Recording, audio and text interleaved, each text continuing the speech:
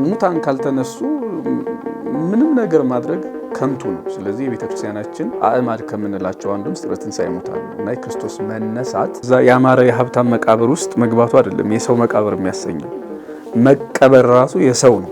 ክርስቶስ ተወለደ ሞቶ ቀረ የሚል ዜና ቢሆን ወንጌል አይሆንም፣ ቤተክርስቲያን አትመሰረትም። ከሞተ በኋላ የታየው በጣም የሚገርመው ቀራንዮ ላይ ርቃኑን ሲሰቀል ላየው ለዮሐንስ አይደለም። አለቱ አላየውም የክርስቶስን ትንሣኤ። አለት ነሽ ያልተባለችው ማርያም መግደላዊት ግን ዮሐንስ እንደነገረን አይተዋለች። ከመልአክ ጋር ተነጋገረች። ከመልአክ ጋር ተነጋግራ ሕያውን ከሙታን መካከል ስለምትፈልጉታላችሁ ተነስቷል በዚህ የሚለውን ቃል ይዛ መጣች። ቅዱሳት አንስት የምንላቸው በሐዋርያት ዘመን የነበሩ ሐዋርያትን ያገለገሉ ሴቶች ማለታችን ነው። ቤተክርስቲያን ሲባል ምንን ነው የምናስበው? ሁለተኛዋ ሔዋን ቅድስት ቤተክርስቲያን ናት። ኢየሱስ ክርስቶስ ሁለተኛው አዳም ሲሆን ዳግሚት ሔዋን ደግሞ ቤተክርስቲያን ትሆናለች። የሰማያውያንና የምድራውያን ህብረት አይታመኑ የነበሩ ሴቶችን አይደመጡ ለምስክር አይበቁ የነበሩ ሴቶች የትንሣኤው ምስክር አድርጎ ላካቸው። ይህንን ነው ቤተክርስቲያን ዛሬ እያሰበችው ያለችው በዕለተ ቅዳሜ ማለት ነው። ሰላም ጤና ይስጥልኝ ውድ የጉባኤ ኤክሌሲያ አድማጭ ተመልካቾቻችን፣ እንኳን ለጌታችን ለአምላካችን ለመድኃኒታችን ለኢየሱስ ክርስቶስ የትንሣኤ በዓል በሰላም አደረሳችሁ። ዛሬ ረድኤተ እግዚአብሔርን አጋዥና ጥግ በማድረግ የዛሬውን መርሃ ግብር እንጀምራለን።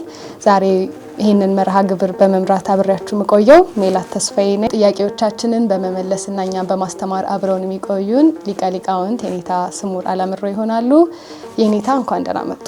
እንኳን ደህና ቆየሽ። እንኳን ደህና ቆያችሁ። ክርስቶስ ተንሥአ እሙታን በዐቢይ ኃይሉ ስልጣን አሰሮ ለሰይጣን አግዓዞ ለአዳም ሰላም እምይእዜሰ ኮነ ፍስሐ ወሰላም። እንኳን ደህና መጡ ኔታ። በድጋሚ እንኳን ደህና ቆየሽ። እንግዲህ በትንሣኤ ወቅት በአሁን ባለንበት ወቅት ይህንን ሰላምታ እንሰጣጣለን። በቤተክርስቲያናችን በሌሎችም አሃት ቤተክርስቲያናት ይህንን ሰላምታ እንሰጣጣለንና የዚህን ሰላምታ መሰረት ትንሽ ቢያስተምሩ ቢነግሩን። አሁን እኛ በመግቢያ ክርስቶስ ተንሥአ እሙታን በዐቢይ ኃይሉ ስልጣን ብለን የተለዋወጥነውን ሰላምታ ቅድስት ቤተክርስቲያናችን በትንሣኤ ጊዜ ወይም ደግሞ በበዓለ ሀምሳ ለ50 ቀናት ያህል ምዕመናን በዚህ መልኩ ሰላምታ እንዲለዋወጡ ታዛለች። መነሻ ሀሳቡ መጽሐፍ ቅዱስ ነው። እንደሚታወቀው በማቴዎስ 28 ላይ እንደተጻፈው መድኃኒታችን ኢየሱስ ክርስቶስ ከሞት ከተነሳ በኋላ ሴቶች ወደ መቃብሩ ይሄዱ ይመላለሱ ነበረ እና ክርስቶስ መነሳቱን የነገራቸው መልአኩ ሕያውን ከሙታን መካከል ስለምትፈልጉታላችሁ ብሎ ብስራቱን የነገራቸው በዚህ መልኩ ነው እና የመጀመሪያው መቃብር ስር የሰማነው ቃል ይሄ ነው። ሕያውን ከሙታን መካከል ስለምትፈልጉታላችሁ ተነስቷል በዚህ የለም፣ ሄዳችሁ ለወንድሞቻችሁ ንገሯቸው የሚል ቃል ነው የተነገረው። ከዚያም ደግሞ መድኃኒታችን ኢየሱስ ክርስቶስ በዝግ ቤት ገብቶ ሰላም ለእናንተ ይሁን ብሎ ትንሣኤውን የጀመረው በሰላምታ ነው። በኋላም በዚያው ምሽት ማለት ነው እሁድ መሽቶ ማለት ሰኞ ሊነጋ ማለት ነው ማታ። በዚያም ጊዜ የኤማሁስ መንገደኞች ያደርጉት እንደነበረው በዚያ በወንጌል እንደተጻፈው ክርስቶስ አምላካችን በተአምር ከተገለጠላቸው በኋላ ማዕዱን ባርኮ ሲሰጣቸው አይናቸው ሲከፈትላቸው ምናየው አይደለ? እየሮጡ ሄደው ለደቀ መዛሙርቱ በእውነት ክርስቶስ በእውነት ተነስቷል፣ ለስምዖንም ታይቷል እያሉ ያን ጊዜ ትንሣኤውን በተመለከተ ከመላኩ ጀምሮ እስከ ደቀ መዛሙርቱ ሴቶችም ሁሉ ያወሩት የተነጋገሩት ይሄ ቃል ነው። ከነሱ በኋላም እንግዲህ ይሄ ዋናው የቤተክርስቲያን መሰረት ትንሣኤ ነው። ምክንያቱም ሙታን ካልተነሱ ምንም ነገር ማድረግ ከንቱ ነው። ስለዚህ የቤተክርስቲያናችን አእማድ ከምንላቸው አንዱ ምስጢረ ትንሣኤ ሙታን ነው እና የክርስቶስ መነሳት የእምነታችን መሰረት ስለሆነ ከመሰረቶቻችን አንዱ ስለሆነ ይህንን ምክንያት በማድረግ ሐዋርያት በዚሁ ቀጥለዋል። በኋላ ሰለስቱ ምዕት አባቶቻችንም እንደ ስርዓት ይነገሩን አለ። በኋላ እንግዲህ ሌሎቹ እንዳልሽው አንቺም ሌሎቹም አጠር ያለ ሰላምታ ይህንን የተመለከተ ክርስቶስ ተነሳ በእውነት ተነሳ የሚሉት ማለት ነው ወደ አማርኛ ሲመጣ ይሄ ሰላምታ አላቸው ሌሎችም። እኛም ደግሞ ይሄ አሁን እኛ በመግቢያችን ላይ ያለው ሰላምታችን ከጥንቷ ቤተክርስቲያን ጀምሮ እስካሁን ድረስ አለ እና መነሻው መጽሐፍ ቅዱስ ነው። በጣም መልካም ነው የኔታ። ግን ከዚሁ ጋር አያይዘው ክርስቶስ ትንሣኤና ሕይወት እኔ ነኝ ይለናል። በእውነት ለትንሣኤ ትንሳኤ ለሆነው ክርስቶስ ነው ይህ ትንሳኤ ወይስ ለኛ ነው? ከዛ ደግሞ ህይወት ለሆነ ክርስቶስ ሞት ምኑ ነው? በእውነቱ ትንሳኤና ህይወትን አያይዞ እኔ ነኝ ስላለ ማለት ነው። እኛስ ከዚህ ትንሳኤና ህይወት እኔ ነኝ ብሎ ክርስቶስ አስተምሯል። ህይወት ነው ክርስቶስ፣ ሞት የሱ አይደለም። ግን እንደው ዝም ብለሽ ከመቃብሩ ጀምረሽ ብታዩ ለምሳሌ መቃብሩ ለሱ ተብሎ የተገዛ መቃብር አይደለም፣ ወይ መሬት አይደለም። መቃብሩ የሰው ነው አይደለም። ይሄ በአጋጣሚ ሆነ አይደለም። መቃብሩ የሰው ነው። መቃብሩ ብቻ ግን አይደለም የሰው። እኛ አሁን ዝም ብለን መቃብሩ ላይ ትኩረት እናደርግ። የአርማትያሱ ዮሴፍ የባለጸጋ ሰው መቃብር ተብሎ አዲስ መቃብር ተብሎ ይነገራል እንጂ ምስጢሩ ከተወሶ መቃብርነት ያለፈ ነው። የሰው መቃብር ማለት ክርስቶስ አምላካችን በመሬቱ ውስጥ ወይም ደግሞ እዛ ያማረ የሀብታም መቃብር ውስጥ መግባቱ አይደለም የሰው መቃብር የሚያሰኘው። መቀበር ራሱ የሰው ነው፣ ለሱ የሚገባው አምላክ አይደለም። መቃብሩም መቀበሩም የሰው ነው። ያው አንቺ ለሌላው ጭምር ነው ማስረዳው። እና ምን ማለት ነው? በቤተ ክርስቲያን ትምህርት መቃብሩ ብቻ አይደለም የሰው የሆነው፣ መቀበሩም መቃብሩም ሁለቱም ለሰው ነው ማለት የሰው ነው ማለት ለሱ የሚገባው አይደለም። አሁን ቅዱስ ኤፍሬም የውዳሴ ማርያም ድርሰት አለው እንደሚታወቀው። የዓርብ ውዳሴ ማርያሙ ላይ ዘዚአነ ሞተ ነሳ ወእንቲአሁ ሕይወተ ወሀበነ ዘሎቱ ክብር ወስብሐት፣ ክብር የክብር ያለው እሱ የእኛን ሞት ወሰደ የእሱን ሕይወት ሰጠን ነው የሚለው። ስለዚህ መቃብሩ ውስጥም ያለው ምስጢር ይሄ ነው። መቃብሩ ለጊዜው የአርማትያሱ ዮሴፍ ተባለ፣ ግን መቃብሩ የአንድ ባለጸጋ ከመሆኑ ባሻገር ሰውን የሚወክል ነው እና ክርስቶስ አምላካችን የሁላችንን ሞት ነው የሞተው፣ የሁላችንን መቀበር ነው የተቀበረው እና መቃብሩ የሰው ነው ማለት ስለ ሰው ነው የመጣ ክርስቶስ። ሞቱም የሰው ነው ማለት ስለ ሰው ነው የሞተ እንጂ ለራሱ አይደለም የሞተው። ማንም ጻድቅ የሞተው የራሱን ሞት ነው።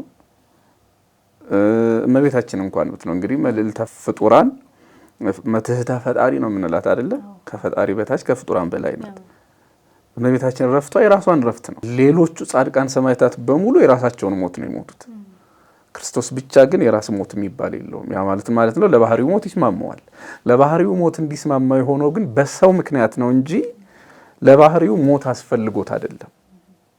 ወይም በጥንተ አምላክነቱ ሞት የሚገባው ሆኖ አይደለም ማለት ነው። ስለዚህ መድኃኒታችን ኢየሱስ ክርስቶስ በሰው መቃብር ተቀበረ ስንል ልክ ያ ለሰው ነው የሞተው፣ ለሰው ነው የተቀበረው፣ ስለ ሰው ነው የሞተው፣ ስለ ሰው ነው የተቀበረው ብለን እንዳሰብን ሁሉ ትንሳኤውም በተመሳሳይ መልኩ ነው።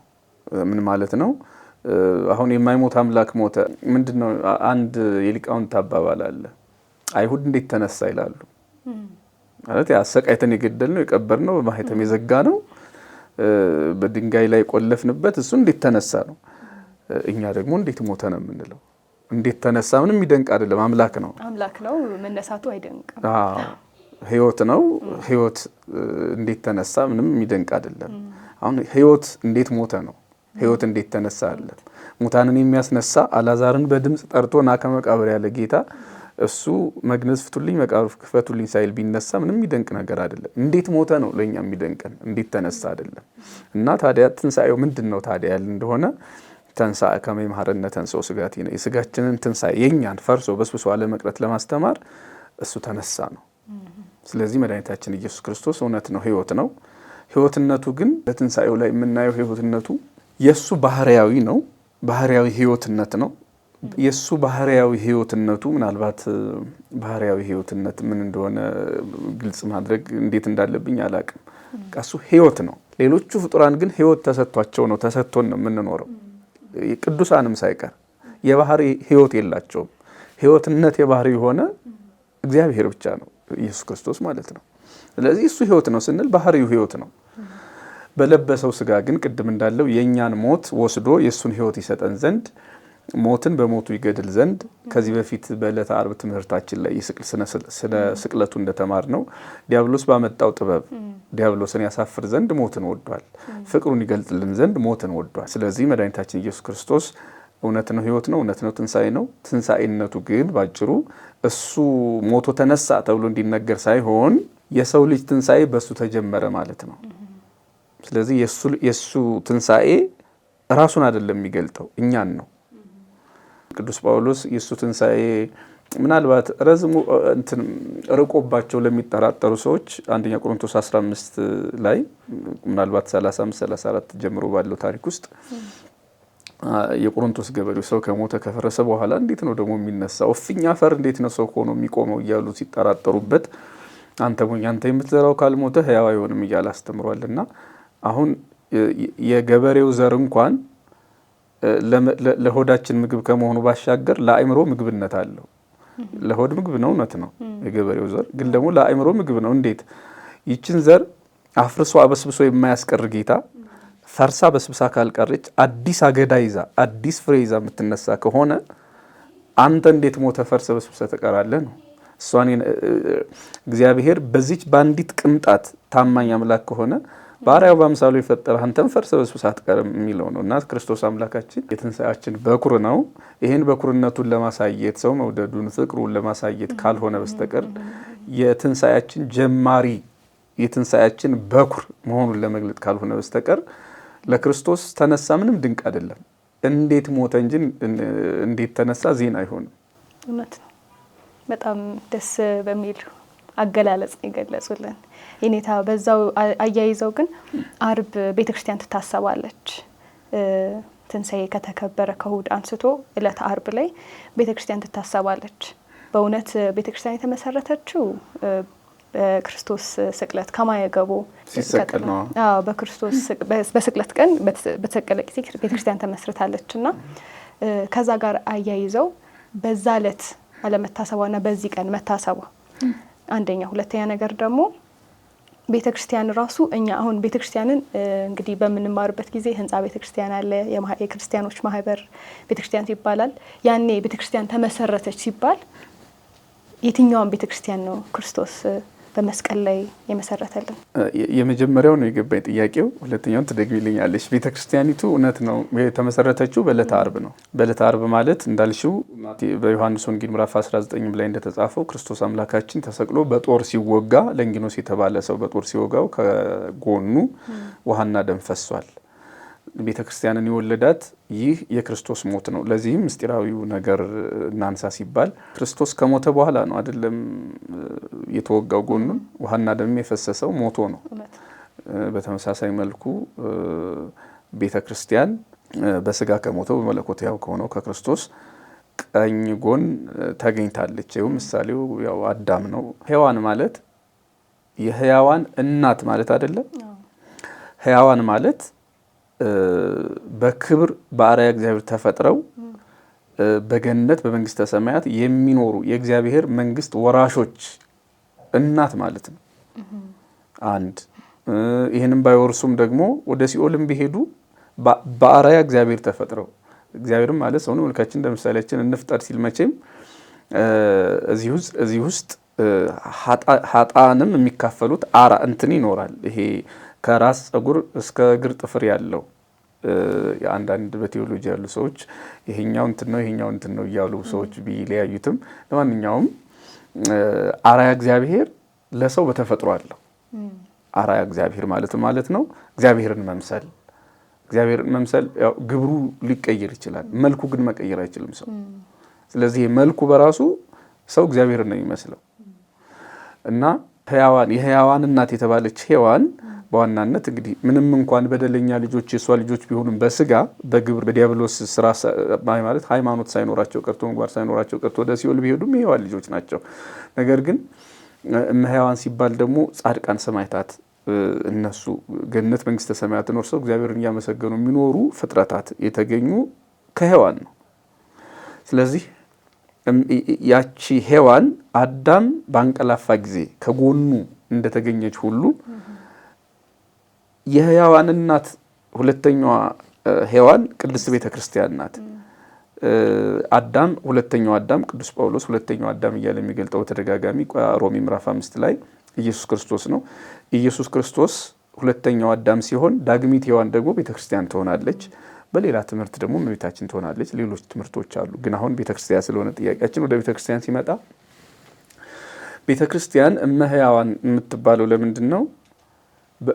ቤተክርስቲያን መተው ምእመናን በ80 ቀናቸው በ40 ቀናቸው ይሄ ካለፋቸው በሆነ አጋጣሚ ደግሞ በ80 ዓመታቸው ቢመጡ ንስሐ ገብተው ምንድነው ክርስትና ተነስተው ስጋውን ደሙን ተቀብለው ከብረው በመንግስተ ሰማያትም በገነትም የሚኖሩባት የእግዚአብሔር ልጅነትን የሚያገኙባት በስጋውና በደሙ ከብረው ከክርስቶስ ጋር አንድ አካል ወይም የክርስቶስ ማደሪያ የሥላሴ መቅደስ የሚሆኑባት ስለሆነች ቤተክርስቲያን እመሕያዋን የሕያዋን እናት ትባላለች ቤተክርስቲያናችን። ስለዚህ ቤተክርስቲያንን የመሰረተልን በዕለተ ዓርብ ነው። አሁን ለምን ትታሰባለች መሰለኝ? ሁለተኛው ጥያቄ ምንድነው መሰሎት? አሁን ለምሳሌ ወንጌል መንግስተ ሰማያት ሲባል ወንጌልን ክርስቶስን እንድናስብ እንጠይቃለን ይነገረናል። አሁን ለምሳሌ መንግስተ ሰማያት ቦታ ወይንም የምንሄድበት የሆነ እንደ መካን አድርገን አይደለም የምናስበው። መንግስተ ሰማያት ሲባል ወንጌል ክርስቶስን እንድናስብ አሁንም ቤተክርስቲያንን መሰረተ ሲባል አሁን እኛ ቤተክርስቲያንን በሰንበት ትምህርት ቤትን በምንም የምናውቃት ህንጻ ቤተክርስቲያንን ቤተክርስቲያን እንላለን። አንድ ክርስቲያን ብቻውን ቤተክርስቲያን ይባላል። ከዛ ደግሞ የክርስቲያኖች ማህበር ደግሞ ቤተክርስቲያን ይባላል። ስለዛ ይሄን ክርስቶስ ያኔ ከደመገቡ እርሶ እንዳነሱት በስጋ ከሞተ በኋላ የመሰረታት ከደመገቡ የመሰረታት ቤተክርስቲያን አለች። ስለዚህ አሁን ክርስቶስ ወንጌል መንግስተ ሰማያት ሲባል ክርስቶስና ወንጌልን እንደምናስብ ሁሉ ቤተክርስቲያን ሲባል ምን ነው የምናስበው የሚለው ጥያቄ አሁን ልሽው ነው እኮ ቤተክርስቲያን ስንልኛ ምድር ላይ ያለችዋ ሰማይ ላይ ያለችዋ ማለት የሰማያውያንና የምድራውያን ህብረት ምናልባት ልዩነቱ በላይ ያሉት በዓለመ ነፍስ ያሉት ድል የነሱት ይባላሉ። የኛ ደግሞ በተጋድሎ ላይ ያለች ያው እንግዲህ የዘመናችን ታሪክ ጻፊዎች ቸርች ሚሊታንት እያሉ የሚጠሯት በተጋድሎ ያለች ቤተክርስቲያን ናት። ስለዚህ ልዩነታችን ይሄ ነው። ከዚያ ውጭ ግን ግንዱ አንድ እስከሆነ ድረስ ግንዱ ክርስቶስ ነው። ከዛ ደግሞ ቅርንጫፎች በሰማይ ያሉ በምድር ያሉ ክርስቲያኖች ህብረት ነው ቤተክርስቲያን የሚባለው እና በዕለተ ዓርብ መሰረተ ስንል ይሄ ልጅነትን ሰጠ ማለት ነው። የሱ ልጅነት የተገኘው በፈሰሰው ደም በፈሰሰው ውሃ ለተጠመቁት ያን ለጠጡት በተሰቀለውም ደሙን ባፈሰሰው ክርስቶስም አምላክነት አምነው የሚኖሩ ሰዎችን የሚመለከት ነው ማለት ነው። ይሄ ቤተክርስቲያን የምንለው እንዳልሽው ህንጻውን ቤተክርስቲያን ነው፣ ግን እሱ ታላፊ ጠፊ ነው ህንጻው። ነገር ግን እግዚአብሔር የሰራው ቤተ መቅደስ ሰው ከሰራው ቤተ መቅደስ ጋራ እግዚአብሔርን በዚያ ውስጥ እግዚአብሔርን ስለምናመሰግን ህንጻውም የከበረ ቤተ መቅደስ ተብሎ ይጠራል። እንደውም መድኃኒታችን ኢየሱስ ክርስቶስ በሉቃስ ወንጌል ምዕራፍ 2 ላይ በአባቴ ቤት ልኖር እንደሚገባኝ አታውቁምን ብሎ ቤተ መቅደሱም መኖሪያው እንደሆነ ነግሮናል። ነገር ግን ደግሞ ክርስቶስ ደሙን ያፈሰሰልን ባሪያው በአምሳሉ ለፈጠረን ለኛ ነው። ዋናው ቤተክርስቲያን ስንል መጀመሪያ ትልቁ የሰው ልጅ ነው። በጣም ደስ ይላል። ከዚሁ ጋር ያይዘን እንግዲህ ዓርብ ዕለት ቤተክርስቲያንን ካሰብን ቅዳሜ ደግሞ ቅዱሳት አንስት የሚታሰቡበት ቀን ነው። እንግዲህ ቤተክርስቲያናችን ያለ ምክንያት እነዚህን ስያሜዎች ሲጀመር አትሰጥም። ሁሉም ነገር እንግዲህ ከመስከረም እስከ መስከረም ብናየው ሁሉም ነገር በትርጉም በምሳሌ የተያያዘ የሚመጣ ነገር ነውና ቅዳሜ ቅዱሳት አንስት ይታሰባሉ። ግን ደግሞ ስናስበው ቅዱሳት አንስት ሞር ከብሮ የታዩበት ቀን ደግሞ ዕለተ ትንሣኤ ነበረ እና ቅዱሳት አንስትንና ዕለተ ትንሣኤን ትንሽ አያይዘን ብንናገር። አሁን ዓርብ ዕለት መጀመሪያ ትንሽ የቀረኛል ስለመሰለኝ መጀመሪያ ዓርብ ላይ የሆነ ነገር ብዬ ወደ አነሳሽው ነጥብ መለሳለሁ። ዓርብ ታዲያ ክርስቶስ ቤተክርስቲያንን መሰረተ የምንል ዓርብ የተሰቀለ ጊዜ ነው። አሁን ይሄኛው ዓርብ በሳምንቱ ያለው ዓርብ ላይ ለምን ቤተክርስቲያን መጣች ያለ እንደሆነ ያኔ ስቅለቱን ብቻ ነው የምናስበው። እንደውም አንዳንድ ሰዎች ሌላ በዓል ይታሰባል በዚህ ሕማማት ውስጥ አንሰግድም ይሰገዳል ብሎ ጭቅጭቅ ነበር አይደለ? ያው ስለሚሰለች በወቅቱ እኛም አላነሳንም። ማለቴ ያው አንዳንዱ ከመሬት ተነስቶ የሆነ ነገር ይላል፣ አንዱም ሌላ ተነስቶ ያ ይላል። ለማንኛውም በዚያ ወቅት ክርስቶስ ብቻ ወይም ደግሞ ነገረ ስቅለቱ ብቻ ስለሚታሰብ ነው ቤተክርስቲያን ያልታሰበችው። አሁን ለምሳሌ 29 ውሎ ነበር በአሁኑ ማክሰኞ ዕለት እና አሁን በሕማማቱ ይሰገዳል አይሰገድም የሚለውን እሳቤ ማለት ነው። ያው እንግዲህ እሱን ለማለት ነው። እና ያኔ አሁን በዓሉ ታስቦ ቢሆን ወደኋላ አድማጭ ተመልካቾችን እንዳንመልስ እንጂ በዓሉ ቢሆን ኖሮ ማለት ማህሌት መቆም ነበረበት ያለ ማህሌት ዝም ብሎ ዛሬ በዓል ነው አይባልም። ማህሌቱም ሊኖር ይገባ ነበረ። ግን ማህሌት የሌለው በዓል ደግሞ የለም። አይ ለማህሌቱ ነው እንጂ ማለት ማህሌቱ ቢቀርም ስግደቱ ግን በቃ ያው በዓል ነው አይባልም። ባጭሩ ቤተክርስቲያን ያኔ ዓርብ ነበር የምትታሰበው። ግን ሌላ አናስብም። በዚያ ወቅት የምናስበው ትልቁን በዓል ነው። ያ ምንድነው? ነገረ ክርስቶስን አምላካችንን ነው። አይ ሌላውም እኮ ክርስቶስ ነው ምናምን ሊል ይችላል። አይደለም። የዕለቱ በዓል ሕማሙ፣ ስቅለቱ እና መከራ መቀበሉ እንደዚህ ከነዚህ ወጣው በሙሉ ሌላ ጊዜ ነው የሚሆነው። ስለዚህ አሁን ቤተክርስቲያን የምትታሰብ የነበረው ያኔ ዓርብ ነው። ግን አሁን ወደዚህኛው በሳምንቱ ዓርብ ማድረጋችን ቤተክርስቲያን የተመሰረተችው ያኔ በስቅለቱ ቢሆንም አሁን በዚህኛው ዓርብ አስበን ያኛውን ሳምንት ነው የምናስበው እና ደሙ የፈሰሰላት ስጋው የተቆረሰላት እርቃኑ የተሰቀለላት አምላክ በርቃዱ ጸጋ የለበሰች ቤተክርስቲያን ሰጥቶናል።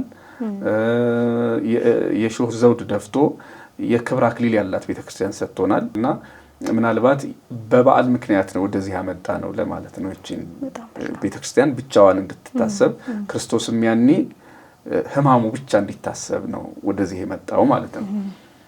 ስለዚህ ዕለተ ትንሣኤውን ደግሞ ከቅዱሳት አንስት ጋር ሲናያይዘው አሁን ይሄም በተመሳሳይ መልኩ ያኔ እሁድ ሌሊት ነበረ አይደለ ሴቶችም ያዩት። አሁን ወደዚህ ያመጣ ነው ለምን ያኔም ትንሣኤው ብቻ እንዲነገር ነው እንጂ አሁን ትንሣኤውን የተመለከተ እኮ በቅዱስ ያሬድ ዜማ ስልት ውስጥ ስለ ሴቶች ተነግሯል። ስለ መላእክቱ ስለምኑ ተጽፏል ብዙ ነገር። ግን ደግሞ ቤተክርስቲያን ቅድም አንቺ እንዳልሽው እያንዳንዱን ነገር ለያይታ ይሄን በዚህ ጊዜ ማለቷ እያንዳንዱን ነገር ትኩረት ሰጥታ እያንዳንዱን ክስተት ብቻውን እንዲነገር ማድረጓ በነገረ ክርስቶስ ላይ ያለው የድህነት ታሪክ እነማንን እንደሚያጠቃልል ተድበስብሶ እንዳይቀር ስለታሰበ ነው እና አሁን ቤተክርስቲያን እኛ በርግጥ አሁን እያንዳንዱን ነገር ዝም ብለን ጠቅልለን አላመጣነውም። ሳምንቱንም ያው ይዘለል ነው አለ። በርግጥ ሌሎችም ቀናት ስላለፉ ነው ይሄን ቀረጻ ስናደርግ እና አሁን ይሄ ቅዱሳት አንስት የምንላቸው በሐዋርያት ዘመን የነበሩ ሐዋርያትን ያገለገሉ ሴቶች ማለታችን ነው። በርግጥ መነሻ ናቸው እንጂ እነሱ እስከ ዓለም ፍጻሜ ድረስ የሚነሱ ቅዱሳት አንስት ወይም ሴቶችን የሚመለከት ነው ነገሩ።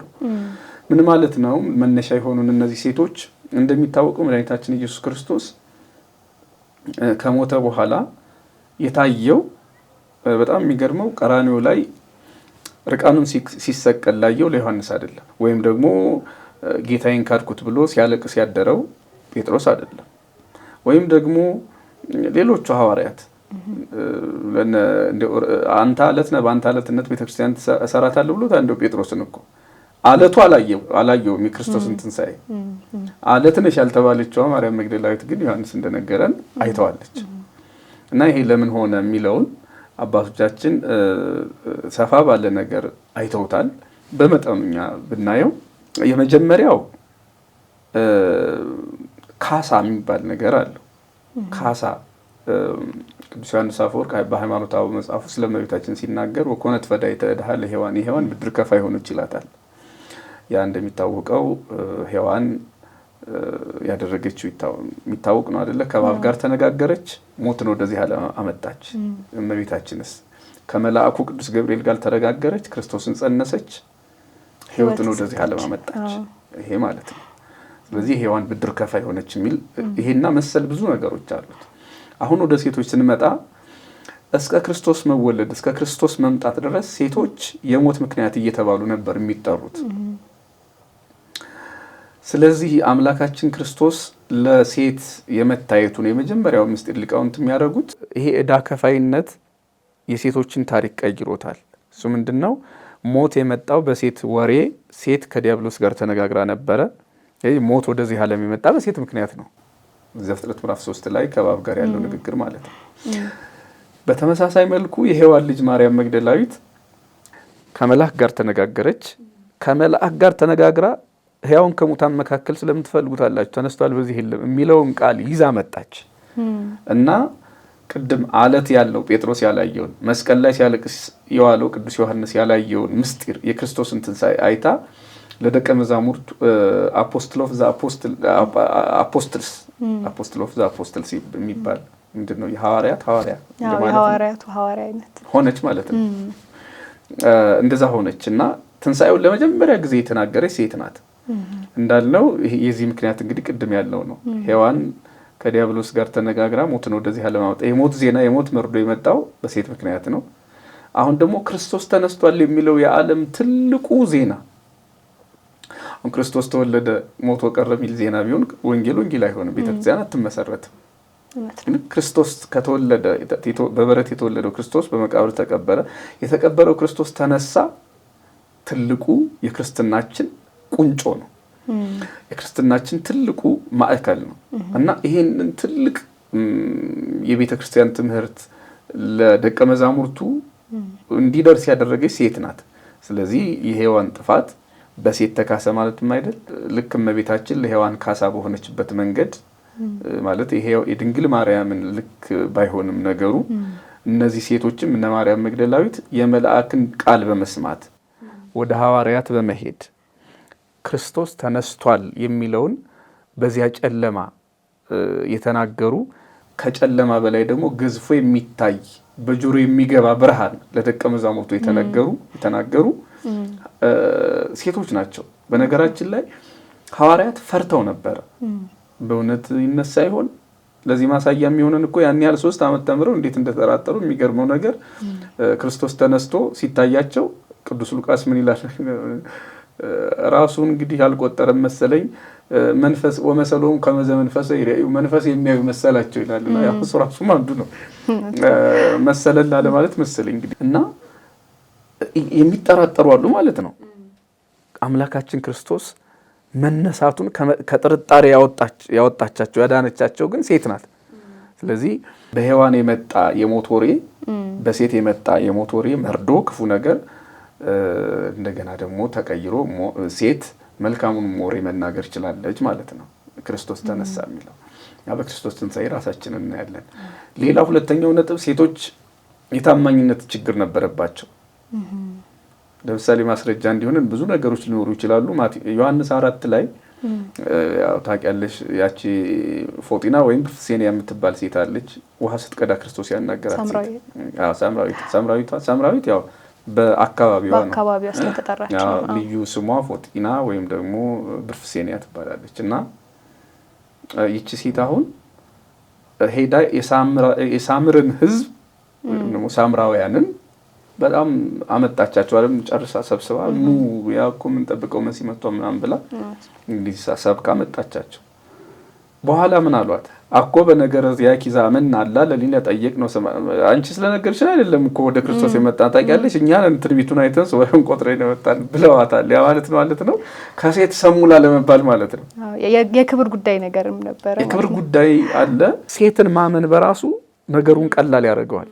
ከማን ይሰሙት? ከሴት ወይ ማመን እንደዚህ አይነት ነገር አለ እና ይሄ ልምድ ክርስቶስ ገፎታል። ምን ማለት ነው? አይታመኑ የነበሩ ሴቶችን አይደመጡ ለምስክር አይበቁ የነበሩ ሴቶች የትንሣኤው ምስክር አድርጎ ላካቸው። ይህንን ነው ቤተክርስቲያን ዛሬ እያሰበችው ያለችው በዕለተ ቅዳሜ ማለት ነው። ስለዚህ እንኳን ደስ አላችሁ። እንኳን አብሮ ደስ አለን። እሺ የኔታ እንግዲህ ሌላም አለ። እሺ ይጨምሩ። እንግዲህ ሶስተኛ ነገር በሶስት ይጸናል። ሌሎች ብዙ ነገሮች አሉ። ምናልባት የማስታውሳቸውን ነው። ቀድሞ ጽፎ የመምጣት ልምድ አጋጣሚ የለኝም እና የማስታውሰውን ለመናገር ያህል ይሄን እንኳን ብዙ ጊዜ ብለነዋል ይመስለኛል። ያው ቀለል ስለሚልም ትንሽ ዝም ብሎ ሳቅ ስለሚፈጥርም ሊሆን ይችላል። አላቅም። ብዙ ጊዜ የምንጠቀመው ቃል ነው። ሴቶች ፈጣን ናችሁ ይባላል። ወንዶች በጭብጨባ ሴቶች በእልልታ የሚባልም ለዛ ነው ይባላል። ፈጠን ስለምንል ማለት ነው። አዎ መቼም አንቺም ሳትገረሚ አትቀሪም። የሉቃስ ወንጌል ምዕራፍ 10 ላይ 72 ደቀ መዛሙርት ሂዱ አስተምሩ ብለው ተላኩ። ሲመጡ ምን አሉ? ጌታ ሆይ አጋንንት በስም ተገዙልን። አንድም ያሳመኑት ሰው የለም። አንድም ይዘውት የመጡት ብቻቸውን ሄደው ብቻቸውን ነው የመጡት። አዎ እና በስም አጋንንት ተገዙልን ብለው የአጋንንት መገዛት ነው። አጋንንት እኮ አምነው አይደለም ደግሞ ሲጀመር ማለት አጋንንቱን አሳምነው ከአጋንንትነት አውጥተዋቸው አይደለም። ግን በቃ የሆኑ ሰዎችን ፈውሰው ምናምን ስለመጡ እንደዛ ዜና መስሏቸው ነበረ አጋንንት በስምህ ተገዙልን ደስ ይበልህ ያሉት። በዚህ ደስ አይበላችሁ ስማችሁ መንግሥተ ሰማያት ስለጠራ በዚህ ደስ ይበላችሁ አላቸው እና 72 ሆነው ወጥተው ወንጌል አስተምረው ሰብከው ለልምድ ነው የሄዱት። ፊልድ እንደሚባለው አሁን የመስክ ልምምድ እንደሚባለው ማለት ነው። አንድም ሰው ይዘው አልመጡም። እንግዲህ ወንጌል ተምረዋል፣ ታምራትን ማድረግ ይችላል ራሳቸው እንደመሰከሩት። አንድም ሰው ይዘው አልመጡም። ያሳመኑትንም አልተናገሩም። በአንተ እኮ አሳመናቸው ብለውም አልተናገሩም። እና በዚህ ደስ አይበላችሁ ብሎ ክርስቶስ ገሰጻቸው። ይቺ ሴት ግን ወንጌል ሰምታ አታውቅም።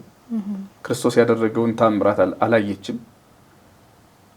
እና 72 ሰዎች ወጥተው አንድ ሰው ሳያሳምኑ አገር አሳምና የመጣች ብቻዋን ይቺ ምን ተናግራ ነው የሚለው ያው የሴቶች ንግግር የዋዛ እንዳልሆነ በዚህ ታውቀዋል ማለት ነው። በጣም መልካም ነው እንግዲህ።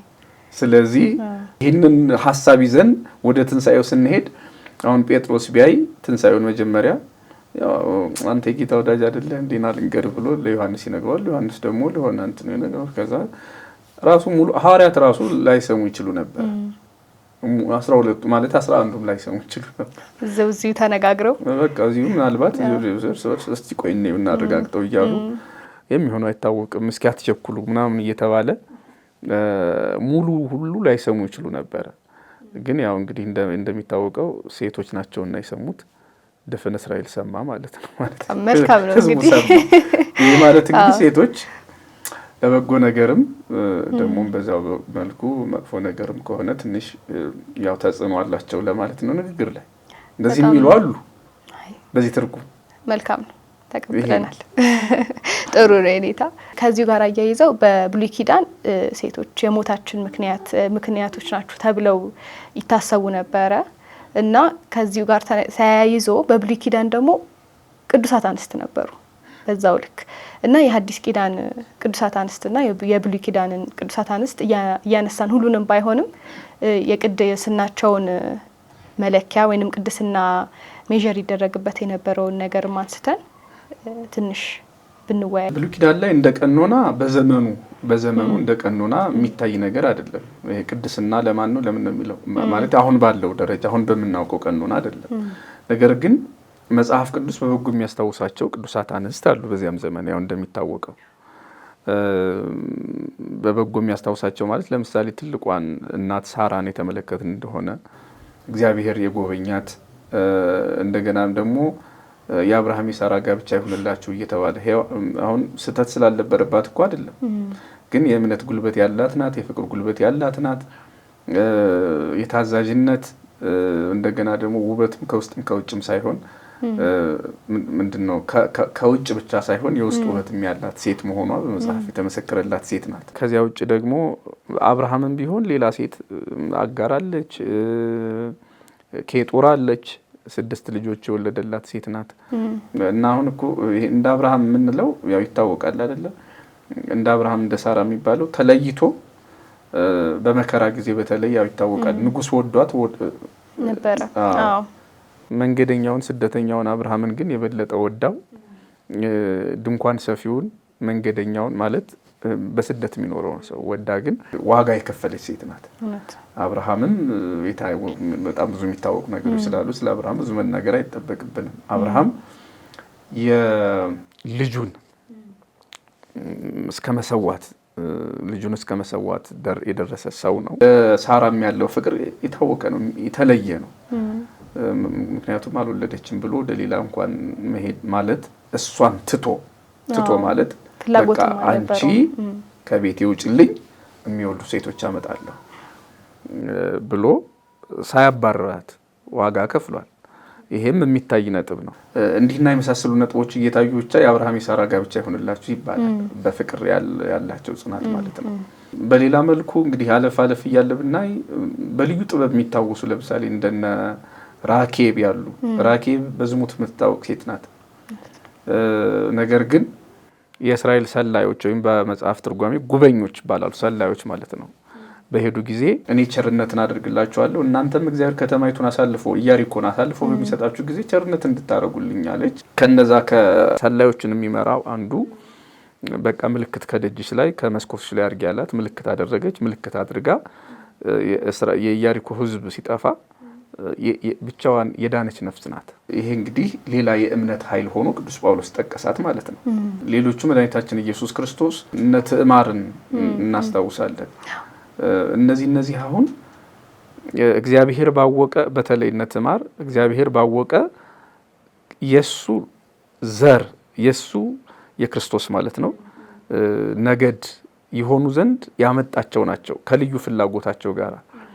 እነሱ በቃል በትውፊት ማለት ነው ከነዚህ ዘር ክርስቶስ ይወለዳል የሚል በዘመኑ የሚነገረውን ትውፊት በማየት መቼም የአዳም ተስፋ አይወራም አንልም። በዛ ዘመን ቢሆንም ማለት አዳም 5500 ዘመን ሲፈጸም ከልጅ ልጅ ተወልጄ አድንሃለሁ የሚለው በመጽሐፍ ተጽፎ ባይነበብም ነገር ግን በቃል እየተነገረ መጥቶ እስኪጻፍ ድረስ በእነሱ ዘመን ይወራል። ስለዚህ ክርስቶስ ከነሱ እንደሚወለድ ያወቁ ሴቶች በሙሉ ይሄን ዘር ይሄን ነገድ ይፈልጉታል። ስለዚህ በልዩ ልዩ የጣዖት አምልኮ ውስጥ የነበሩ ሴቶች ወደና አብርሃም ዘር ውስጥ እየመጡ ነበረ እና ይሄ ተስፋቸው እንደ ጽድቅ የተቆጠረላቸው ሴቶች አሉ። እነ ትዕማር ያልኩት ለዚህ ነው እና እንዲያውም ትርጓሜ ወንጌላችን በተለይ ይሄንን ሲያብራራ ከአህዛብ ሴቶች ክርስቶስ የተወለደበትን ምክንያት በጣም በልዩ ሁኔታ ከሰሎሞን ጋር ያነጻጽረዋል። ሰሎሞን እንደሚታወቀው የአህዛብ ሴቶችን ወዷል። እውነት ነው። የአህዛብ ሴቶችን ወዶ ግን እሱ ወደ መቅደሱ ማምጣት ሲገባው እሱ ነው ወደ ጣዖታቸው ሄደው። የሚያሳዝነው ታሪክ እሱ ነው። እሱ ወደ እውነተኛው እግዚአብሔር ሊያመጣቸው ሲገባ ትክክለኛ አምላክ እንዳልሆነ እያወቀ ወደ ጣዖት እየወሰዱት እንደሆነ እያወቀ ለጣዖት ሊሰግድ አምላክ ላልሆነው እንጨት ሊሰግድ ሰሎሞን ከእግዚአብሔር ይልቅ የሴት ፍቅር አሸንፎት በቃ ወደ ጣዖት ሄዷል። እና ይሄንን ሊቃውንት ምን አሉት? ሰሎሞን የአህዛብ ሴቶችን በወደደ ጊዜ እሱ ወደ እግዚአብሔር አላመጣቸውም፣ እሱ ወደ ጣዖት ሄደ። ክርስቶስ ግን የአህዛብ ሴቶችን ወዶ ከነሱ ደምና ስጋ ተካፈለና ከነሱ የዘር ሐረግ ተወለደና ወደ ጣዖት አልወሰዳቸውም፣ ወደ እሱ አንድነት አመጣቸው፣ አቀረባቸው ብለው ተረጎሙት። ስለዚህም ሊቃውንት ምናሉ በሃይማኖታዊ መጽሐፋችን ለምሳሌ ዮሐንስ አፈወርቅ ብዙ ጊዜ የሚጠቀሰው እንግዲህ እሱ ነገረ ስጋዊ ነው አብዝቶ ስለጻፈ አህዛብ አስተጋቡ ጽጌረዳ እነሆ አህዛብ አበባውን ቀሰም ወሰዱ ወሶኩሰ ተርፈ ባህበ አይሁድ። ይሄ በአበባው ዙሪያ ያለው ሾው ግን አይሁድ ወሰዱት አለ። ስለዚህ እንዲህ አይነቱ ድህነት እንዲህ አይነቱ ልጅነት እንዲህ አይነቱ ብኩርና ለአህዛብ ስለተሰጠ ነው።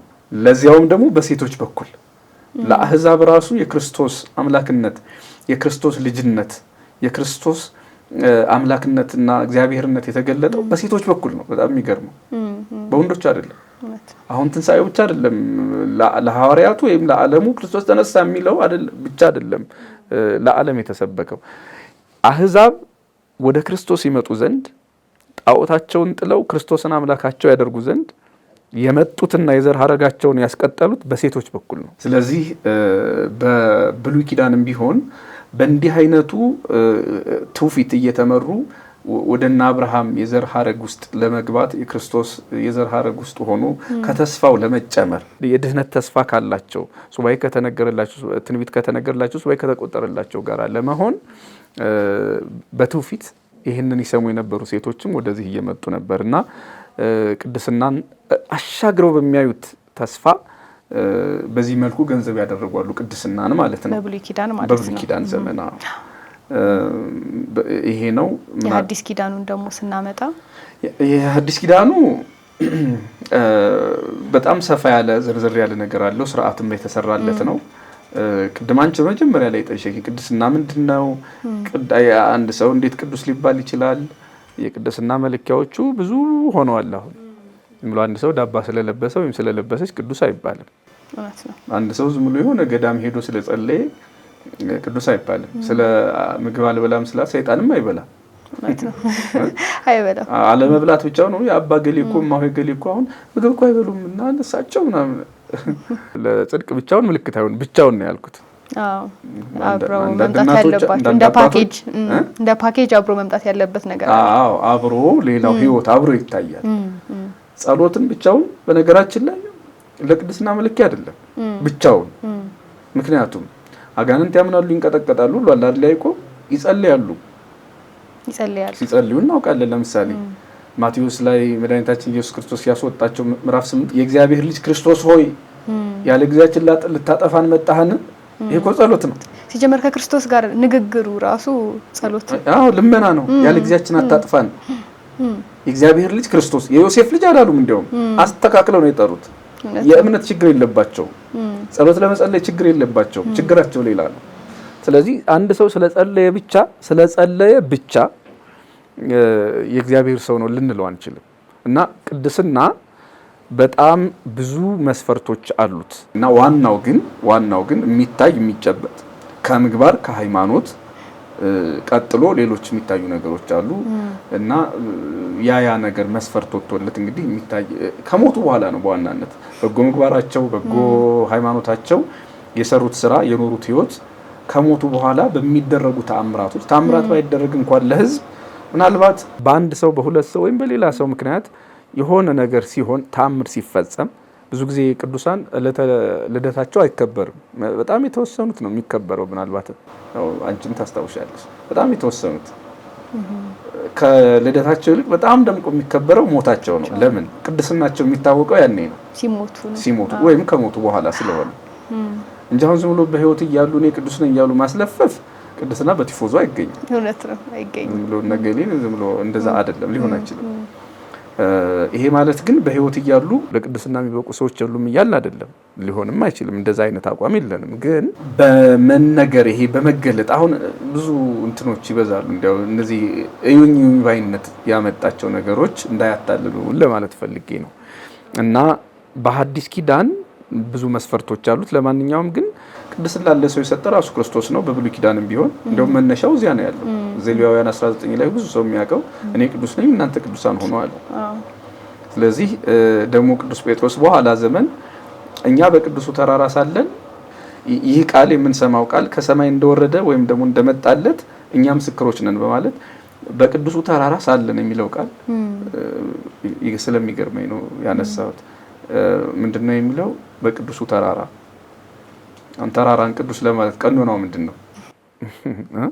የሰው ለብቻ ነው። ተራራን ቅዱስ ለማለት ምንድነው? ቅዱስ ጴጥሮስ የምትጠይቂው ኦኬ እንግዲህ ይሄ ተራራ ብሎ መቼም የሆነ ታሪክ ሊነግርሽ አይችልም። በቃ ክርስቶስ ስለተገለጠበት ነው ተራራ የተባለው። ክርስቶስ ስራው አንድነቱን ሶስትነቱን ስለገለጠበት ቅዱስ የተባለው በዚያች ቅጽበት ተራራው ቅዱስ ተብሏል። እና ቦታም የእግዚአብሔር ክብር ሲገለጥበት እንዲህ ቅዱስ ሊባል ይችላል ማለት ነው። በሌላ አነጋገር እኛም የክርስቶስ ሕይወት በእኛ ሲገለጥ ነው ቅዱስ የምንባለው።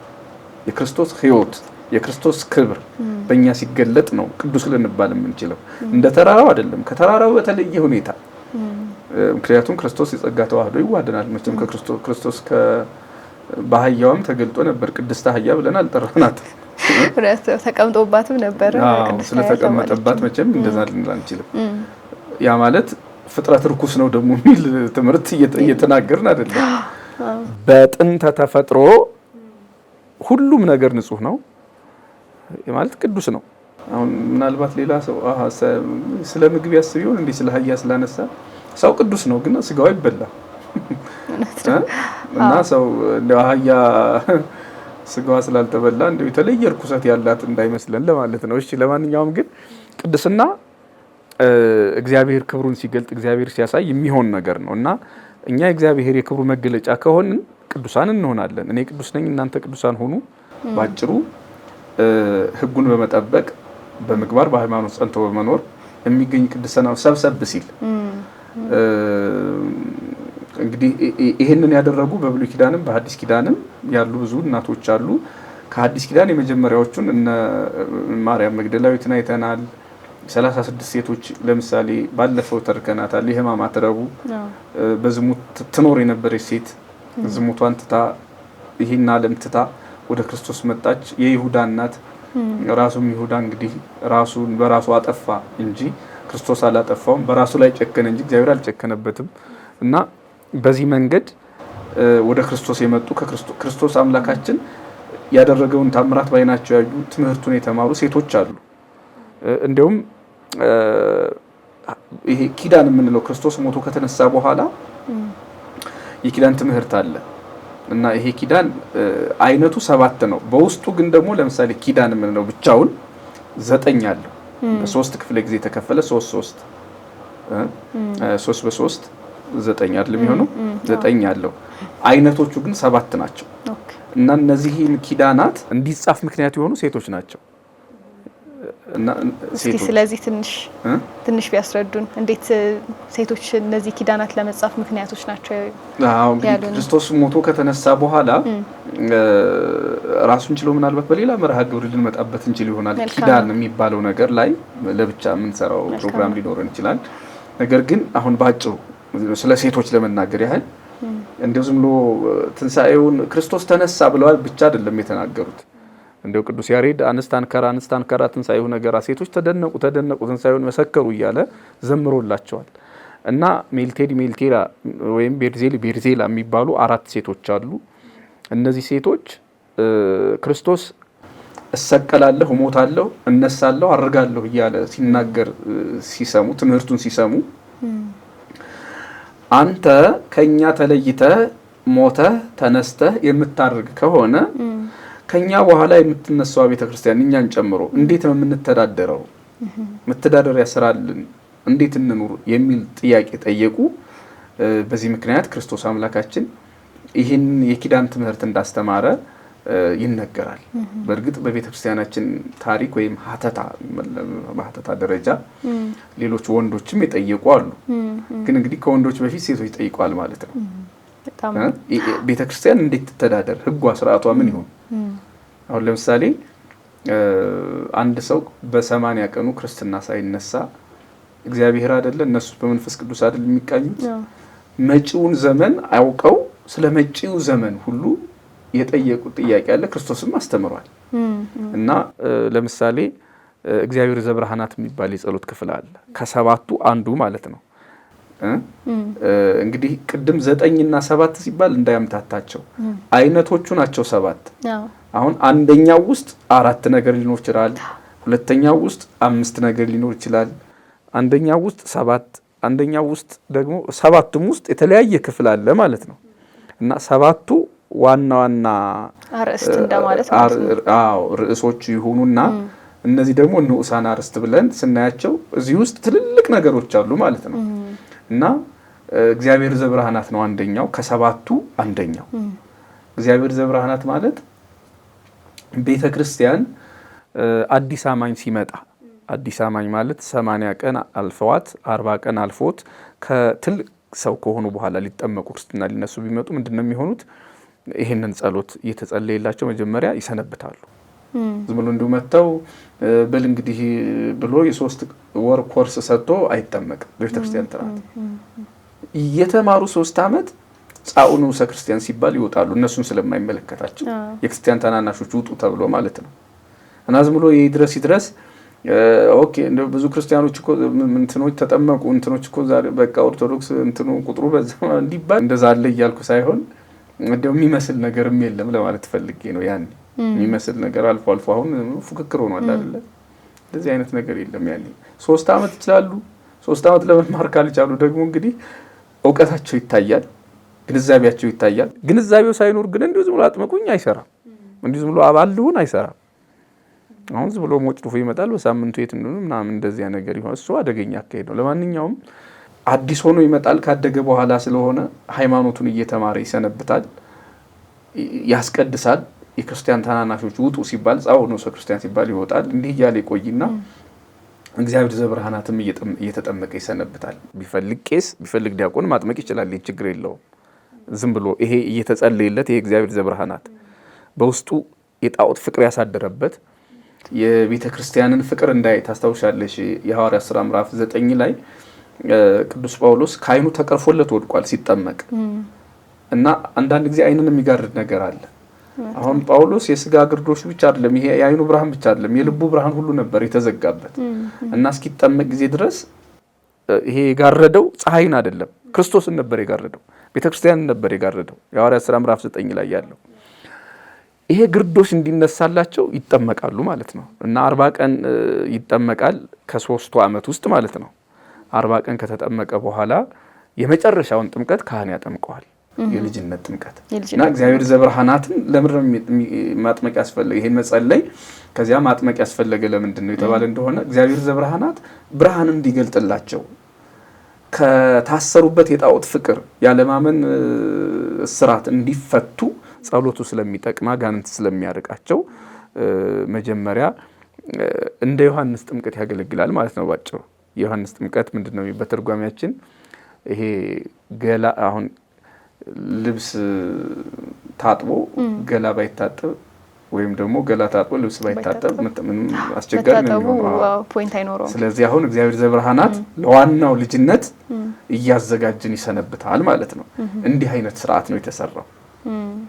ሁለተኛ ደግሞ እንደው ምናልባት አንድ ለመጨመር 9 ኪዳናት ውስጥ ከሰባቱ አንዱ 9 ኪዳናት በሌሊት በነግና በሰርክ የሚጸለይ ጸሎት ነው። ይሄ ደግሞ ከቤት ለወጡ ለተሰደዱ ለታመሙ ለታሰሩ በብዙ ስቃይ እና እዚህ ዓለም ላይ በደስታም ለሚኖሩ ሰዎች በሙሉ በስቃይ ውስጥ ያሉ ስቃይ እንዲቀልላቸው በደስታ ያሉ ደስታ እንዲዘልቅላቸው የታሰሩት እንዲፈቱ የታመሙት እንዲፈወሱ የሚጸለይ ጸሎት ነው ባጭሩ። እና እግዚአብሔርን በዚህ ውስጥ ማመስገን ነው። እና ቤተክርስቲያን እንዲህ አይነት ምስጋና እንዲኖራት በስርዓት ተሰራ። አዲስ አማኞች ሲመጡ በዚህ መልኩ ቆራቢዎች እንዴት መቁረብ እንዳለባቸው ምን እየተረዱ ምን እያወቁ መቁረብ እንዳለባቸው የሚያስረዳ ነው። አሁን የሚገርምሽ ያው ይሄንን ትምህርት በደንብ ካለመማራችን የተነሳ ይሄ ኪዳን የተማርንበት ዘመን ላይ ሰው ኪዳን አይማርም። በዚህ በፋሲካ ወቅት አንድ ግጥም ሚዲያ ላይ የማየው ነበር። ጾም ጸሎቱ ሲቀር ነው። አዎ ጾም ጸሎቱ ምን ሲቀር ጾም ጸሎቱ ሲቀር ጾም ስግደቱ ሲቀር እኛ ሞት ጀበርን አንተ ስትነሳ ሄኖክ ይመስለኛል መምህር ሄኖክ እና ሰው የሚሞትበት ጊዜ ነው። አሁን ብዙ ጊዜ ቤተክርስቲያን ስታይ ወንበር ነው የሚያስቀድሰው። አሁን ከዚህ በኋላ እኔ በጣም ነው የሚገርመኝ ለውጥ ነው ይመስላል። 55 ቀን ጾመናል 50 ቀን እንጥፋ የሚል አይነት አቋም ያለ ነው። ማካካሻ አይነት ነገር በጣም ነው የሚያሳዝነው። ትምህርተ ወንጌል ጨርሶ ይቀዘቅዛል። ታውቂያለሽ አውደ ምሕረት ላይ ጉባኤያት አይበዙም። ምናልባት ተወሰኑ ቀናት ካልሆነ በስተቀር አብዛኛው ሰው ፌሽታ ላይ ነው እና በጣም ነው የሚገርመው። የእውነትም ክርስቶስ ሲነሳ እኛ ምን ሞትበት አጋጣሚ ነው የሚፈጠረው እና ባጭሩ ግን በዚህ ወቅት ቢያንስ ስለ ኪዳን ትንሽ የምንማርበት ነበር ልልሽ ፈልጌ ነው።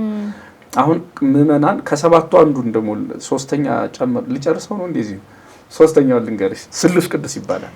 ኦኬ ስሉስ ቅዱስ ማለት ምእመናን ሲቆርቡ ራሳቸው ከቻሉ በዜማ እንዲመጡ ከቻሉ በዜማ ካልቻሉ ደግሞ በንባብም ቢሆን ሀበን ይግበር ፍሬዛ ያሰምረክ ጌታዬ ወይ አንተን የሚያስደስት አንተን ደስ የሚያሰኝ ፍሬ አፈራ ዘንድ እንዳፈራ እርዳኝ እያልን የምንጸልየው እና ስጋውን ተቀብለን ወደ ደሙን ተቀብለን ወደ ስጋው የምንሄድበት አጋጣሚ ነው ማለት ነው። እና ምእመናን ራሳቸው ነበር የሚጸልዩት። ግን ፋሲካ ላይ ማን ይማረው? ፋሲካም ላይ ማለ ዲያቆናቱም በእኛ ተገብተው ነው የሚባለው። እሱ ችግር ያመጣው ነው። አዎ እንደዛ ነው እንግዲህ ችግር ያመጣው ነው ዲያቆናቱ የሚሉት እንጂ ትእዛዙ ራሱ ህዝቡ ራሱ ቆራቢው እንዲለው ነበር። እና እንግዲህ ምእመናን በባለ 50 እንዲህ አይነት ትምህርቶችን ብትማሩ ያዋጣቸዋል ማለት ነው። ወይም ደግሞ ግዴታችሁ ነው፣ ክርስቲያናዊ ግዴታ ነው። ይሄንን ጥያቄ ነው የጠየቁት። ክርስቶስም ይሄንን ያስተማረው ባጭሩ። እና ይሄ ኪዳን እንዲጻፍ ምክንያት የሆኑ ሴቶች ናቸው። በጣም ደስ ይላል። ወይም ደግሞ ከወንዶቹ ጋራ ቀድመው ወንዶችም ጠይቀው ሊሆን ይችላል። በትርጓሜያችን አለ ወንዶች እንደ ዮሐንስ ወልደ ነጎድጓድ እንደጠየቁ የሚናገር አለ። ማርያም መግደላዊት እና ደግሞ ቅድም የነገርኩሽ አራቱ ሴቶች እባክህን ቤተክርስቲያን የምትተዳደርበትን ቀኖናዋን አስተምረን ብለውት አስተምሯቸዋልና ለኪዳን መጻፍም ምክንያት ስለሆናችሁን ደግሞ እናመሰግናለን። በዚሁ አጋጣሚ በጣም እናመሰግናለን ቅዱሳት አንስት። እንግዲህ የኔታ እንግዲህ አሁንም በዚሁ ጋር ተያይዞ የክርስቶስን ትንሣኤ ያወጁት ቅዱሳት አንስት ናቸው እና ክርስቶስ ደግሞ ወንጌል በሚለው ትርጉም ቅድምም አንስተነዋል። መንግስተ ሰማያት ወንጌል ክርስቶስ ሲባል እንደዚህ እናስባለንና አሁንስ ለወንጌል መስፋፋት የቅዱሳት አንስት አስተዋጽኦ እንዴት ነበረ? ሜቢ በጥቂቱ መዳሰስ ከቻለን። አዎ በጣም ሰፊ ነው። በነገራችን ላይ ይሄ ርዕሶቹ ያው እንደሚረዱን አድማጮቻችን ተመልካቾቻችንም መቼም ሁሉንም ለመነካካት ጊዜውን ላለማሳለፍ ስንል አሁን አንዱ ላይ ከሆነ ሌላው ይቀራልና እንዲሁ ዝም ብለን በወፍ በረር ለወንጌል መስፋፋት ያደረጉት አስተዋጽኦ እጅግ በጣም ብዙ ነው። በጣም ብዙ። ለምሳሌ እንዲሁ አቂላስን ባለቤት እነ ጵርስቅላን ብናስብ የሐዋርያት ሥራ ምዕራፍ 18 ላይ ትገኛለች። ሐዋርያት ሐዋርያ እንዲሆኑ አጵሎስ አሁን የቤተ ክርስቲያን መምህር እንዲሆን ያደረገች ይህች ሴት ናት። ከባሏ ጋር በመነጋገር የዮሐንስን ጥምቀት ብቻ ያውቅ የነበረ ቅንነት ያለውን ሰው ወደ ቤተ ክርስቲያን እንዲመጣ የዮሐንስ ጥምቀት አሁን እንዳለፈ ጥምቀቱ የክርስቶስ ቤተ ክርስቲያን የክርስቶስ ወንጌል የክርስቶስ መሆኑን ከባሏ ጋር በመሆን ያስተማረችና የክርስቶስ ደቀ መዝሙር ወደ መሆን እንዲመጣ ያደረገችው ይቺ ጵርስቅላ ናት። እና ምን ማለት ነው? ሐዋርያት እንኳን ሐዋርያ እንዲሆኑ እንደና አጵሎስ ያሉት ማለት ነው ሴቶች ትልቅ አስተዋጽኦ አድርገዋል። እጃቸውን አጣጥፈዋል። አሁን በዚህ በእኛ ቤተክርስቲያን አሁን ካህናት የበዙላት ቤተክርስቲያን፣ ጳጳሳት፣ ኤጲስቆጶሳት ያሏት ቤተክርስቲያን ሴት ወንጌልን ይዛ በአደባባይ እንድትሰብክ አይነገርም። ነገር ግን ምክራትም አትመክርም፣ ስለ ቤተክርስቲያን አታወራም ማለት ግን አይደለም። ልክ አሁን አንቺ እንደዚህ እያወራን አይደለም። ደግሞ አንዳንድ ጊዜ ሌላ ጊዜ ሴቶች ከሴት ጋር ሆናችሁ ከእህቶች ጋር የማትወያዩበት ምንም ምክንያት የለም። እንደ ጵርስቅላ ማለት ነው አገልግሎቱ። እና ይሄ ማለት እንግዲህ ወንጌል ይዛችሁ እዛ በአውደ ምሕረት ላይ ቆሞ ማስተማሩ ምናምን አይደለም። ያውን ልክ ይሄ እግዚአብሔር የለሽነት ላይ ሴቶች ሲሳተፉ ያሉ በጣም ፌሚኒዝም ላይ ሴቶች ሲናገሩ ያለው ሚዲያ ላይ ቤተክርስቲያንና እምነታችሁን የተመለከተ ክርስቶስን የተመለከተ ኦርቶዶክሳዊ ሴትነትን የተመለከተ ጉዳይ ግን ወይ የለም ወይ አይቻላል በሴቶች ማለት ነው። እኔ አቅም ያላቸው ሴቶች ስለሌሉ አይመስለኝም። ፍላጎት ድንበር አለን፣ ያን ድንበር አናልፍም። ዲያቆናዊት የምትባል ሴት እኮ በቤተ መቅደስ ውስጥ ሴቶችን የምታገለግል ናት። አሁን እናንተ በዚያ እድሜ ላይ አልደረሳችሁም። በእርግጥ ዲያቆናዊት አትባሉም፣ ገና ነው። ያቺ 60 ዓመት ከሆናት በኋላ ነው። ነገር ግን ከሴቶች ጋር ሆኖ እህቶችን መምከር፣ ቤተሰብን መምከር የተሳካ ሊሆን ይችል ነበርና በዚሁ አጋጣሚ መልእክት ለማስተላለፍ ነው። ስለ ሴቶች እየተነጋገርን ሴቶች የማይሳተፉበት ዘመነ ክርስትና ሊኖር አይገባንም። ሴቶች በልካቸው ሊያገለግሉ ይገባል፣ መስመራቸውን ጠብቀው ማለት ነው። እና ጵርስቅላ ከባለቤቷ ጋር ሆና ይሄ ሐዋርያ ወደ ክርስቶስ እንዲመጣ ከዮሐንስ ደቀ መዝሙርነት ወደ ክርስቶስ ደቀ መዝሙርነት እንዲሸጋገር ትልቁን ስራ የሰራችው ሴት ናት ለማለት ነው። ቅዱስ ጳውሎስ ፌበነ እህተነ እንተ ትትለአክ ለቤተ ክርስቲያን ዘክንክራኦስ እያለም ያመሰግናት። በክንክራኦስ ቤተክርስቲያን እንድትሆን የረዳችው ፌበን መሆኗን ቅዱስ ጳውሎስ መስክሮላታል። እነ ልድያ ልባቸው ተነክቶ በእርግጥ እህቶቻችን ልብ ለመነካት ምንም ችግር የለውም። ዛሬ አሁን ባህታውያን ብዙ ጊዜ ወደ ቤተክርስቲያን ስገባ በተለይ ንግስ ላይ ወንዶችም አሉ፣ ግን ሴቶች ይበዛሉ ለማለት ነው። ባህታውያን ራሳቸው በቃ ሴቶች ናቸው የሚከቧቸው እና የሆነ አዛኞች ስለሆኑ መሰለኝ እኔ እንጃ ስለሆናችሁ እና ለማንኛውም ግን ምን ለማለት ፈልጌ ነው፣ ልቧ ተነክቷል። ይሄ ማለት የወንድ ልብ አይነካም እያለ አይደለም። በቃ የሴቶች ልብ ቶሎ ይነካል። እና ከዚያ በኋላ ዝም ብሎ የልብ መነካት ብቻ አይደለም፣ ቤተክርስቲያን እንድትሰፋ ያደረገችው አስተዋጽኦ ቅዱስ ጳውሎስ ተርኮላታል። በልዩ ልዩ መጽሐፍ ስለሷ የተጻፈው ድንቅ ነገር ነው። ሌሎችም እህቶች እንግዲህ ሚሴን ይዝቃ ልከ እያሉ ዛሬ ያስተማርከው ትምህርት እንዴት ያምር ምን ይገርም እያሉ ያበረቷቸው ነበር። እንዳይሞቱ ምግባቸውን በመስጠት በዚህ ቦታ እንዲህ አይነት ነገር አለ ሕይወትህን አድን በማለት ሐዋርያውያን አበው ሳይቀር በዚህ ታሪክ ውስጥ ያለፉ ናቸውና ሴቶች ሕይወታቸው የአባቶቻቸው የምራኖቻቸው ሕይወት እንዲቀጥል ሕይወታቸው መሰናክል ሳይገጥመው አገልግሎቱን እንዲያቀላጥፉ ማድረግ በኩል በጣም ትልቅ አስተዋጽኦ አድርገዋል ማለት ነው። በኋላ ዘመን ያየሽ እንደሆነ ደግሞ የበለጠ ሐዋርያውያን አበው ካለፈ በኋላ ዘመነ ሰማዕታት ይመጣል። ዘመነ ሰማዕታት ላይ ደግሞ ወንዶቹ ፈርተው ወደ ሜዳ ይሄዳሉ። ግን ደግሞ አንዳንድ ሴቶች ለምሳሌ ሶፊያ የምትባል ንግስት አለች። ብዙ ሴቶች የሮም ንጉስ እንዳያገኛቸው ኔሮን ቂሳር ዋሻ ለዋሻ በሚሰደዱበት ዘመን እሷ ደግሞ 3 ልጆቿን ይዛ ሰማዕትነት እንፈልጋለን ብላ ሄደች ሴትም ደግሞ አለች። ያ ማለት በዚህ ዘመን ሰማዕትነት አምልጦኝ ክብር እንዲጎልብኝ በመንግስተ ሰማያት ክብር እንዲጎልብኝ አልፈልግም በማለት ወደ ሞት በመሄድ የሚታወቁና እኛ የምናውቃቸው ሴቶች የፍርሃት ነው።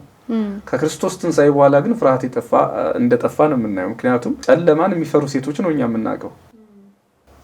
ሐዋርያት ቤት ዘግተው ፈርተው በነበሩበት ሰዓት ሴቶች ጨለማ ነው፣ የአይሁድ ፍርሃት አለ፣ ያገኙትን ያስራሉ፣ ይደበድባሉ፣ በዚያ ላይ ጨለማ ነው። ይህን ሁሉ ተቋቁመው ወደ ክርስቶስ መቃብር መሄድ መቼም ትልቅ ድፍረት ነው። አሁንም ብዙ ሰዎች በሚፈሩበት ዘመን 3 ልጆቿን ይዛ እኛም ሰማዕት መሆን እንፈልጋለን ብላ ለሰማዕትነት ራሷን ዝግጁ ያደረገች ሴት ነው። ሌሎችም እንዲህ ያሉ እንደው በጣም ልብ የሚነካ ልጆቿን ይዛ መሄዷ ስለሚገርመኝ ነው። ያው ህፃናት ከእናቶቻቸው ጋር የተለመደ ነው፣ እንደነ ቅዱስ ቂርቆስ እንደነ ኢየሉጣ ያሉት ማለት ነው። በኋላ ዘመን ደግሞ እያለ እንግዲህ ስንመጣ ምንኩስና በሰፋበት ዘመን ደግሞ ይሄ ዘመነ ሰማዕታት አልፎ ምንኩስና ሲበረታ በጣም የሚገራርም የወንድ ገዳም ሆኖባቸው ሴቶች አትገቡም ሲባሉ እንደነ እንባ መሪና ያሉ እኔ ወንድ ነኝ ብለው ገብተው ወንድ መስለው ኖረው እንደውም በጣም የሚገርመኝ ወንድ ነው ተብለው ከገቡ በኋላ ወይም ደግሞ እቺ ሴት ከገባች በኋላ ሰይጣን መቼም ማጥመጃ ያጣም። አንዷ ሴት ካልታወቀ ሰው አረገዘች። ማን ነው ከማን ነው ተብላ ስትደበደብ ከሱ ነው አለች። ሲጠየቅ አባን በመሪና ሰይጣን አሰስቶኛል እና ልጁንም ማሳድጋለሁ።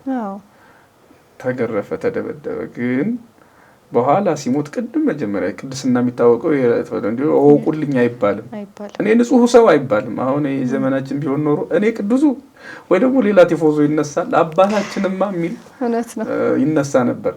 እነሱ ግን ይኸው ተብለው አሁን እንደዚህ አድርጌያለሁ፣ ግን ሳያደርጉ ነው አድርጌያለሁ የሚባለው። ዝም ብሎ ኃጢአት እየሰሩ አሁን እኔ እያሉ ፈጣጣ መሆን አይደለም ዋናው። ይለያያል። ግን ሳያደርጉ አድርጌያለሁ ብሎ መቀበል በጣም የሚገርም ነው። አሁን ደግሞ አድርጎ አላደረኩም ማለት ነው፣ በተቃራኒው ክርስቶስን መምሰል ማለት ነው እኮ። በጣም ከዛስ እና በፍጻሜው ነው የሚገርመው። መጨረሻ ላይ ሞተች እንበል ሞተ አይ ቲንክ ሞተች ይሻላል እንግዲህ አባቶች የሚያውቁት። ሴት ናት ግን ወንድ ነኝ ብላ ወደ ወንድ ገዳም ስለገባች ነው። እንደዛ ስለገባች ስለዚህ በዕለተ ሞቷን የታወቀችው ሊገንዟት ሲሉ ሴት ናት። በቃ ለካ የእኛን ኃጢአት ነው የተሸከመችልን። ሴት ነኝ ብላ ወንድ ነኝ ብላ ሰይጣን በሷ ላይ አታሎናል ብለው አስከሬኗን ይቅርታ ጠይቀው አስከሬኗ ላይ አልቅሰው ነው ይቅርታ ያሏት። እና ገዳማዊ ሕይወት በጣም የተወደደበት ዘመን ነበረ። ደግሞ ያ በጣም ብዙ ሴቶች አሉ። ሌሎች ማርያም ግብጻዊት የምንላት ሴት፣ ሌሎችም ከነ እንጦንስ ከነ መቃርስ መነሳት በኋላ ሌላ መንፈሳዊ አብዮት ነው የመጣው። ያ ምንድነው? የምንኩስና ወንዶች ብቻ ሴቶች ብቻ ሳይሆኑ ወንዶችም ወደ ገዳማዊ ሕይወት እየሄዱ የነበረበት ደግሞ ዝም ብሎ የኔ ቤት የቸገረው ሰው አይደለም። አሁን የኔታ መጋቢ አዲስ እሸቱ የሚሉት ነገር አለ። ሐዋርያት አደግነ ኩሎ ተሎና ከማቴዎስ 19 ላይ ነው። ሁሉን ጥለን ተከተልን ብለዋል።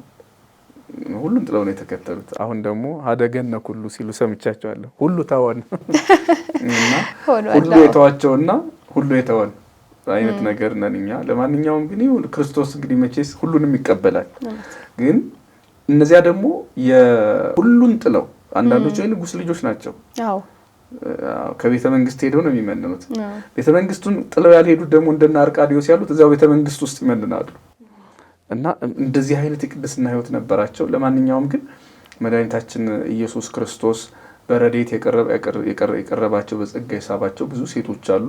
እንዲህ እያለን ወደ ሀገራችን እንመጣለን። በአፄ ሱስንዮስ ጊዜ ሁልጊዜ በጣም የምትገርመኝም ሴት ስለሆነች እነ ቅድስት ወለተ ጴጥሮስ፣ እሷም እኮ የነገስታት ቤተሰብ ያጫት ትልቅ ሴት ናት። ልኑር ብትል ተንደላቃ መኖር የምትችል ሴት ናት። ነገር ግን ይሄን ጥላ ሄዳ በዚያ ሱስንዮስ ከካቶሊኮቹ ጋር ተመሳጥሮ እዚህ ሀገር ውስጥ መፈንቅለ መንግስት ሊያስነሱብኝ ይችላሉ የሚላቸውን ወንድሞችን ፈርቶ የውጭ ሀገር እርዳታ መሳሪያ እያገኘ ለመኖር መሳሪያ ለማግኘት ሃይማኖቱን ጥሏል። በነገራችን ላይ ሱስንዮስ ምንም ሌላ ምስጢር ኖሮት ሃይማኖቱ ገብቶት አይመስለኝም። ታሪክ ነውና እንደ ታሪክ ይመስለኛል። ሃይማኖት አይደለም እያወራን ያለ ነው። ሃይማኖት ማለት ይሄ ምስጢረ ሥላሴ ምስጢረ ሥጋ አይደለም። እና ሃይማኖቱን ገብቶት እንደው ሃይማኖቱ ይሄኛው ትክክል ብሎ ያመነ አይመስልም። ምክንያቱም ወንድሞች አሉ የሱን መንግስት በአንድ ጎኑ የቤተ መንግስት ልጅ አይደለም የሰራተኛ ልጅ ነው ብለው የሚጠሉት ነበሩ። ሙሉ ደሙ ወይም አጥንቱ የንጉስ ልጅ አይደለም። በአባቱ በገራም ፋሲል ምክንያት ነው፣ በእናቱ በሰብለ ወንጌል ግን የንጉስ የቤት ሰራተኛ ነው ብለው ስለሚያስቡ መንገስ አይገባውም የሚሉ ወንድሞች ነበሩት ቤተሰቦች። እነሱን ለማሸነፍ ሌሎችንም ጠላት ለማሸነፍ ሲል ከውጭ ሰዎች ጋራ እንግዲህ ከካቶሊኮቹ ጋራ ተመሳጥሯል እና ገንዘብም እርዳታም አግኝቷል። ሃይማኖታቸውን ሃይማኖቱ አድርጓል። በዚያ ወቅት ብዙ የቤተ ክህነቱ ሰዎች ማለት ቤተ ክህነት የምንለው ይሄን ተቋሙን ሳይሆን ቤተክርስቲያን ውስጥ አሉ የምንላቸው ሰዎች በፈሩ ጊዜ ሁልጊዜ የምጠቅሰው እግዚአብሔር አንሳኪያሃ ለዘለፋዚያነ የማህበረ ሥላሴ እዚህ ጎንደር አካባቢ ያለ ገዳ እዛ ያሉ አበምኔት እኛን ሊገስጸን እግዚአብሔር እሷን አስነሳ። ምክንያቱም እኛ ፈርተን ስንሰደድ ወይ ዝም ስንል እንዳትፈሩ ሃይማኖታችሁን እንዳትቀይሩ እያለች የሰበከች ሃይማኖቷን ያጸናች እሷ ናት በጣም ወለተ ጴጥሮስ። ስለዚህ ቤተክርስቲያናችን በሌላው በውጭም በእኛም ሀገር በርካታ ሴቶች እንደነ ቅድስት ክርስቶስ ሰምራ ያሉት ስናይ እንደነ እግዚአብሔር ያሉት በትዳር ታማኝ ሆኑ ሌሎችም በርካታ ሴቶች አሉ። እነዚህ ሴቶች በሙሉ ለቤተክርስቲያናችን ህልውና አሁን ላለው ወንጌል አሁን ላለችው ቤተክርስቲያን ትልቅ አስተዋጽኦ ያደረጉ ናቸው። በጣም ደስ በሚል ሁኔታ ነው የኔታ የገለጹልን። ቃልዎት ያሰማልን። በእውነቱ አሁን እንግዲህ ብናነሳው ብለው የቀረ ብለው የሚያስቡት ነገር ካለ ብናነሳ ለጊዜው የለኝም። እሺ እንግዲህ አድማጭ ተመልካቾቻችን የዛሬው ፕሮግራማችን ይህንን ይመስል ነበረ። ጠቃሚ ነገሮች እንዳገኘችባቸው ተስፋ እናደርጋለን። ክርስቶስ ተንሥአ በአማን ተንሥአ። ሰላም ቆዩ።